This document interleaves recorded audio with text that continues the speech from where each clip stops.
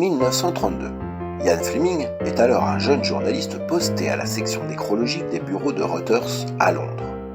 Un matin, son rédacteur en chef, Bernard Ricketson-Hart, l'appelle alors en urgence et lui confie sa première mission, remplacer l'un de ses reporters absents à Munich.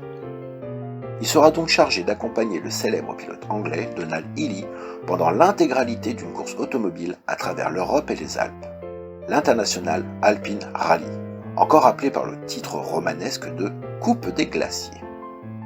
L'Europe, comme le monde entier, est encore largement impactée par la crise boursière de 1929, et l'industrie automobile compte sur ces types d'événements sportifs pour pouvoir faire de la publicité ainsi que tester leurs véhicules en situation difficile. Pour la seconde année consécutive, le rallye est alors grandement populaire et suivi par de nombreux journaux de l'époque. Pendant une semaine, plusieurs voitures devront sillonner étape par étape l'Allemagne, l'Autriche, l'Italie, la Suisse et la France, en passant par Grenoble pour arriver à San Remo en Italie, sur un parcours total de 2542 km, soit 1600 miles. Fleming sera donc envoyé à Munich pour monter à bord d'une Invicta S type 4,5 litres et faire la promotion du constructeur britannique. Donald Healey était à l'époque un ancien aviateur de la Première Guerre mondiale et un pilote de rallye qui avait remporté la course de Monte-Carlo l'année précédente, ainsi que la première des coupes de glaciers. Cette année, il cherchait donc à renouveler sa performance. Il était à l'époque une méga star. Fleming, en montant à bord, devint de fait son coéquipier et navigateur. Lui qui n'avait jusque-là fait que de la conduite avec son ami Ivar Bryce sur des routes de l'Oxfordshire ou sur des lacets de montagnes autrichiennes, est à présent participant actif d'un rallye automobile professionnel. C'est un rêve pour lui qui se réalise. Bien qu'en réalité, le but de la course est surtout une démonstration publicitaire des différents constructeurs de l'époque, Mercedes, Bugatti, Talbot et Invicta, bien évidemment. La compétition démarrera donc à Munich. C'est durant le voyage aller que les deux hommes feront connaissance et deviendront amis. De l'Angleterre à l'Allemagne, passeront donc par le Havre, le nord de la France, Reims, la Forêt-Noire. Autant d'étapes, autant de restaurants, autant de lieux et de routes qui influenceront les futurs récits de l'auteur. Une fois sur les lieux, à la veille de la compétition, commence alors l'exposition des diverses mécaniques. Il pose d'ailleurs en photo à côté d'une magnifique Aston Martin AM Ulster, sans se douter une seconde de la publicité énorme qu'il fera plus tard pour la marque. Au passage, ce sera ce genre même de véhicule qui remportera les 24 heures du Mans en 1935. Fleming est alors en transe. Il reconnaît différents pilotes, des vedettes, des stars, des fous du volant. Le baron Brian Levis pour Talbot, Tim Rose Richards, lui aussi pour Talbot, Kinson sur Bentley. Le jeune homme vient rêver. Le nombre d'inscriptions britanniques a dépassé toutes les attentes cette année, car sur un total de 107 voitures, pas moins de 43 étaient de fabrication anglaise, dont entre autres Talbot, Invicta bien sûr, mais aussi Rolls-Royce, Bentley, Aston Martin, Triumph. 32 voitures allemandes, 8 américaines, 7 françaises, 4 italiennes, 7 autrichiennes et 6 tchécoslovaques. Il y a donc une domination britannique en nombre, mais quid des futurs gagnants ? Après un dernier regard par des conducteurs anxieux, leurs voitures ont été garées sur le terrain de la parade à l'air libre jusqu'à jeudi matin. Certains se soucient déjà que des cols soient enneigés, mais la bonne humeur reste de mise.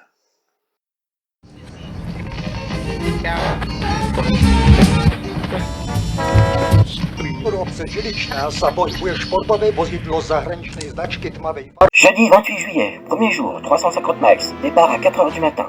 Dès les premiers partants, une pluie torrentielle se déchaîna sur la capitale bavaroise. Le premier accrochage a eu lieu à moins de 2 miles du départ avec l'Aston Martin du pilote anglais Ulrich Smith qui s'est écrasé contre un taxi à bord de la route en voulant dépasser la Frasernage du pilote A.J. Gripper. Voici donc notre premier éliminé, cela promet. Les voitures roulent à présent vers Salzbourg, la cité qui vit naître Wolfgang Amadeus Mozart. Malgré les conditions météorologiques difficiles, tout se passe comme sur des roulettes. Mais en vue, la première difficulté, les hauts cols d'Autriche, culminant presque à 3800 mètres d'altitude. Les filles cependant relevées haut la main par de formidables participants. Mais pas le temps de souffler, car arrive dorénavant le redoutable col de Catchburn qui fait tant parler de lui, à presque 1600 mètres de hauteur. La puissance de certaines mécaniques n'a pas suffi à pouvoir vaincre ces pentes sournoises, et un concurrent s'est même fait avoir par le coup de la panne d'essence. Et oui, Mr. Porter Pargorev, il faudra penser à prendre un bidon de carburant pour la prochaine fois. Arrivés en Italie, les concurrents ont ainsi grimpé le fameux col du Giovo, jusqu'à la charmante petite ville de Merano. Les Invicta, et notamment Illy et Fleming, se sont largement retrouvés en avance sur le temps prévu. Bonne nouvelle pour le constructeur anglais. Chacune des équipes restantes a pu ainsi prendre sa soirée de repos et profiter des Spalzers au fromage. Deuxième jour, vendredi 29 août, de 154 miles. Le trajet est alors un circuit fermé partant de Merano pour un tour en pays transalpin. Il commence tout d'abord par un détour au travers des célèbres Dolomites, ce célèbre massif d'aiguilles saillantes qui déchire la terre. Les coureurs arriveront en premier lieu sur le Passo Sella, le Port d'Oeil, le Farzarego, près de la célébrissime station de Cortina d'Ampezzo, le Passo Rolle et la Castalunga, pour revenir à Merano en fin de journée. Malgré la beauté des paysages, la succession d'écoles ne permet pas aux coureurs de prendre un avantage décisif dans les sections plus faciles. Deux concurrents, dont l'une des trois Invicta, mais pas Fleming, je vous rassure, sont sortis de route. Et heureusement, il y a eu plus de peur que de mal. La conductrice Mademoiselle Allen, car oui, chers auditeurs, le rallye est mixte, cassa son essieu. Mine de rien, toutes les automobiles furent soumises à de rudes épreuves, tant le parcours était sinueux et turbulent. Crevaison, problèmes d'allumage, ventilateur cassé, courroie de transmission, tout y est passé. Madame Gripper, quant à elle, se retrouva à un moment donné avec son boîtier de vitesse complètement disloqué en pleine course. Samedi 30 août, troisième jour. Tous les conducteurs sont cette fois-ci anxieux car aujourd'hui, ils vont se confronter contre l'inexorable col du Stelvio. 49 épingles à cheveux sur 17 miles d'ascension. Un véritable enfer avec une route presque de terre. Et la montée la plus rapide fut gagnée par Donald Illy et son navigateur Ian Fleming.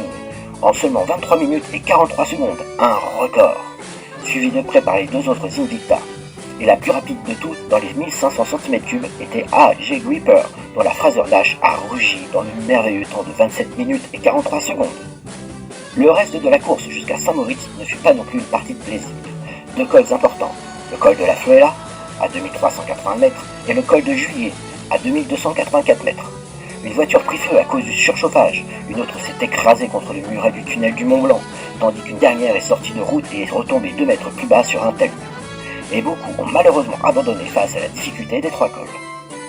Heureusement, aucune victime n'est encore à déplorer. Aucune Talbot ni Invicta non plus ne fut remise en question malgré les difficultés. Le jour suivant, dimanche, est une journée de repos à Saint-Moritz.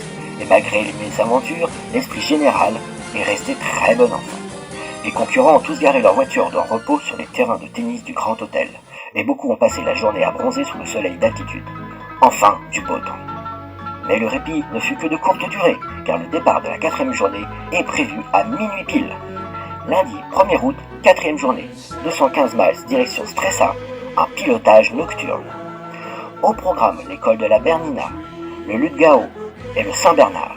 Si tous les concurrents sont arrivés sans encombre, ce ne fut pas le cas d'une Ford qui sortit de route et qui échappa in extremis à tomber dans un précipice. Quel miracle qu'il s'en soit sorti indemne. Les conducteurs arrivent tous à temps pour prendre un bon petit déjeuner et un repos fort mérité. Certains des coureurs en ont profité pour se rassembler sur un bateau à vapeur pour faire un tour du lac Majeur, et profitèrent également de la baignade pour une après-midi des plus amicales. 5e journée, le mardi 2 août, 320 miles. Le plus grand parcours, départ à 5h du matin. Les concurrents ont bien fait de profiter de la veille car cette journée fut la plus éprouvante. En haut du col du Petit Saint-Bernard, une tempête se déchaîna. La visibilité difficile, la route glissante et les vents ont fait succomber beaucoup de pilotes. Beaucoup ont perdu des points car ils ne purent satisfaire aux impératifs de vitesse. Car en effet, les voitures, selon leur cylindrée, avaient l'obligation d'un minimum de vitesse moyenne. Mais les Talbot, les Invictas et les autres Armstrong ont toutes fait face de manière satisfaisante au col. Ensuite vint le Galibier, qui n'a présenté aucune difficulté, car non chronométré. Mais la route était pleine de nids de poules et de sections en terre. L'arrivée à Grenoble fut alors un véritable soulagement. Dernière journée, Grenoble-San Remo, 262 miles, mercredi 3 août. Aucune réelle difficulté pour ce parcours de croisière terminant l'épreuve de la Coupe des Glaciers. San Remo fut une fête pour tous. Merci à tous de nous avoir suivis, ici votre correspondant de 1932, à vous, Cognac Jet.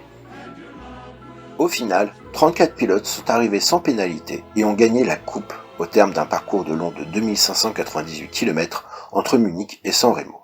Donald Illy sur Invicta gagna la côte du Stelvio. Les coupes constructeurs seront remises à Talbot, Wanderer, Tatra et Riley. Illy et Fleming célèbrent ainsi leur victoire avec leurs coéquipiers. Les deux vols soleil Hornet, pilotés par Mademoiselle Allen et Madame Martin, ont toutes deux remporté la Coupe des Glaciers également. En plus de remporter conjointement la Coupe des Dames. Enfin, la petite Singer 9, la voiture britannique la moins chère du trial, a remporté elle aussi la Glacier Cup. L'épreuve la plus sévère au monde fournit donc une preuve convaincante de la capacité des voitures britanniques à rouler dans des conditions difficiles. Toutefois, le magazine The Autocar notera que le navigateur de Healy passait son temps à houspiller sur les autres voitures en leur demandant peu courtoisement « Mais qu'est-ce que diable vous faites là ici parmi les grands ?» Il écrivit même dans son article que Healy écrasa toute concurrence. Bref, Fleming ne se fit pas discret comme à son habitude. Lorsque la course fut terminée, Fleming profita donc d'être en Europe pour enfin revoir à Genève sa fiancée de l'époque, Monique Panchaud-de-Bodin. Or, il se fit rappeler par Rick Hart, son directeur de rédaction, car le témoignage qu'il avait envoyé ne correspondait pas exactement aux dires des autres journalistes. Le constructeur Invicta n'avait pas gagné aussi largement que Yann l'avait décrit. Et pour cause, les résultats étaient de fait très serrés. La réponse était simple. Fleming avait très largement enjolivé les choses, allant même à déclarer largement victorieux le constructeur automobile et son pilote. Fleming répondit donc à son patron, dans le calme et la mauvaise foi la plus absolue, que ce n'étaient pas les points qui étaient importants, ni les temps, mais le style de conduite, ce que Healy possédait en profusion comparé aux autres conducteurs. Étrangement, le rédacteur se contenta de raccrocher, presque persuadé des belles paroles de Yann, qui reprit en compagnie de sa belle un nouveau verre de vin. Je vous le dis, la course transalpine a bien sûr eu un impact important sur les futurs écrits de l'auteur, et en particulier le voyage de Bond à la poursuite de la Rolls-Royce de Goldfinger et de ses célèbres étapes. Cette expérience fut prépondérante sur la manière de décrire les voitures et le réalisme des courses-poursuites qu'il esquissera dans ses futurs James Bond. Mais c'est une Bentley convertible de 1933 et une autre de 1954 que conduit Bond dans ses romans, et non une Invicta.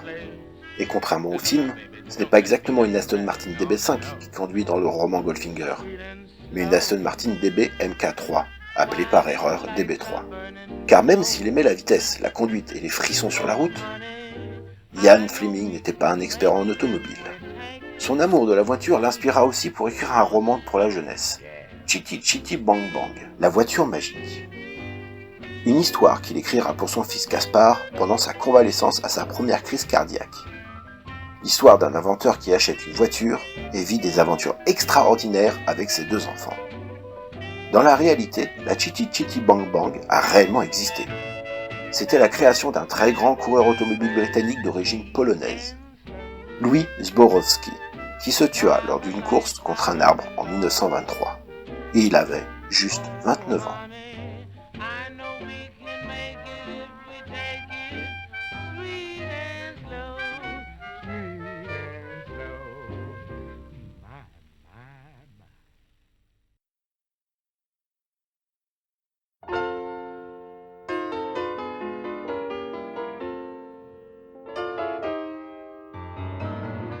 Nobody does it better. Makes me feel sad for the rest. Nobody does it half as good as you. Baby, you're the best. I wasn't looking, but somehow you found me. I tried to hide from your love light, but like heaven above me, the spy who loved me is keeping all my secrets safe tonight. And nobody does it better. Though sometimes I wish someone could. Nobody does it quite the way you do. Why'd you have to be so good? The way that you hold me, whenever you hold me, there's some kind of magic